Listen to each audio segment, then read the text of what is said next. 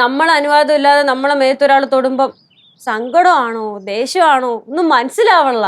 ഇനി മനസ്സിലാക്കേണ്ട ആവശ്യമില്ലല്ലോ. നമ്മളെ പരിചയമില്ലാത്തിട്ട് നമ്മളെ മേത്തോട് നമ്മളെ ഓർമ്മ പൊട്ടിക്കണം. പ്രതികരിക്കുന്ന സമയത്ത് എന്തെങ്കിലും പ്രതികരിക്കണം മായി. അത് വിട്, കാര്യം കഴിഞ്ഞല്ലോ. എനിക്ക് അതല്ല വേറൊരു ടെൻഷൻ. ഇനി എന്താ? എടേ ഞാൻ ബസ് ഇറങ്ങി ഇങ്ങോട്ട് വരുമായിരുന്നു.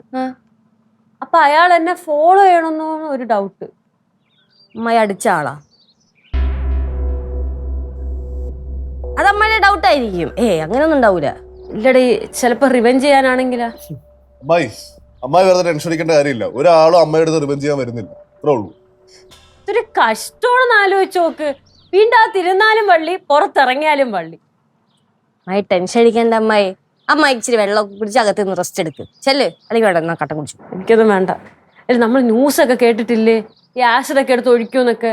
എനിക്ക് അതുപോലെയൊക്കെ തോന്നണടേ. അമ്മായി അമ്മ എന്തിനാ ആവശ്യമില്ലാതെ ഓവർ തിങ്ക് ഒക്കെ ചെയ്യുന്നത്? അമ്മ ഇങ്ങ് വന്നേ, നടക്ക്. എന്തോന്നു ഇത്ര മാത്രം ടെൻഷൻ അടിക്കുന്നത്? നമ്മളൊക്കെ ഇല്ലേ പിന്നെ